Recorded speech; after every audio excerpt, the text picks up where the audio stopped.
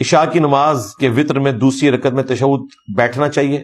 دوسری رکعت میں تشہد نہیں بیٹھنا، آپ نے اس کو مغرب سے مختلف کرنا ہے۔ ویسے تو اس کا جو صحیح طریقہ ہے وہ صحیح بخاری میں ہے کہ 2 رکعت پڑھ کے آپ نے سلام پھیر دینا ہے اور تیسری رکعت الگ سے پڑھنی ہے۔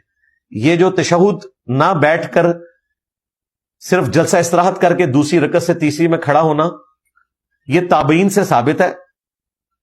صحابہ کرام سے، نبی علیہ السلام سے جو روایتیں ثابت ہیں وہ کمزور ہیں، لیکن at the end of the day یہ ملا کے رزلٹ صحیح نکلتا ہے اس حوالے سے کہ صحیح مسلم میں حدیث ہے نبی علیہ السلام نے 5 رکعت وتر پڑھے جس میں آپ صرف آخری رکعت میں بیٹھے۔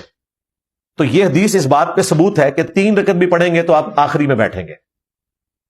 اس سے ان روایتوں کو سہارا مل جاتا ہے جس میں اکٹھے 3 وتر پڑھنا بھی ایک سلام کے ساتھ ثابت ہو جاتے ہیں۔